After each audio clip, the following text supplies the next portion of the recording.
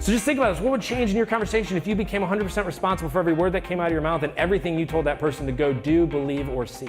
Nurturers are always thinking about people, harmony, and values, and they bring such a unique perspective to every conversation.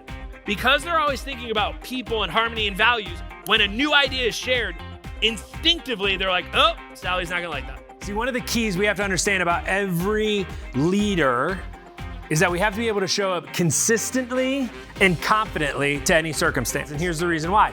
Our teams need to know what they can count on.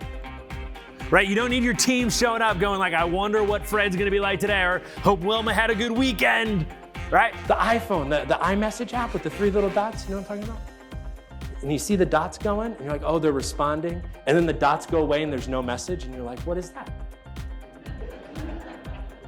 Don't they know who I am? Like I said, this isn't philosophical. Conversations don't play in the ethereal. This is on the ground. You, just as a group of about 100 people, identified dozens of obstacles that you shared. And if you are serious about creating a culture of change, we have to change the conversation. All right, well, let's get going. We want to honor your time and welcome you to Unlocking Change. Now, for some of you who you don't have your camera up, that's totally fine. That's totally good. Just heads up, we're going to break out into some breakout rooms. This webinar is not meant just to stay in your head, nor is it meant just to listen to me talk for 45 minutes.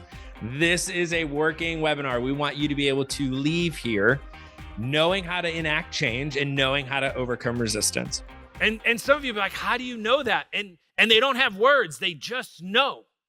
Because the way they receive communication is processing values, people, and harmony above all else. They defend values. People always come before profit. Nurturers are the ones that like, let's give them one more quarter. Maybe they'll turn it around. Like, it's been 3 years. Maybe this is the year, right? Nurturers are the people you go to. You're like, I just don't know if it's going to work. And they're like, you got it. And then you see that person, and the first thing you say is what? Did you get my text? How about you just say what you texted him?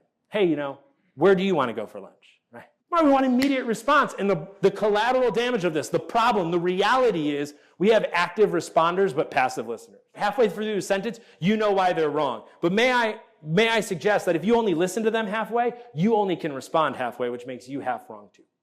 Right? Self-awareness is rooted in your ability to know where your gaps are, where your opportunities are, where your challenges are, and then go seek out the right resources, podcasts, books, people to talk to.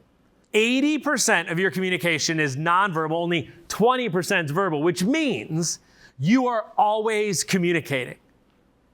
Your body language, your face, the way you smile, the way you frown, you are always communicating. Even though you might be using the right words, if you got angry face or sad face or weirdly happy face while delivering not so great news, see, that's communicating. You're an artist. You create artwork that will be remembered.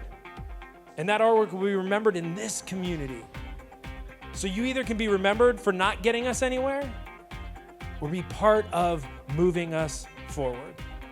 Every great artist leaves a legacy.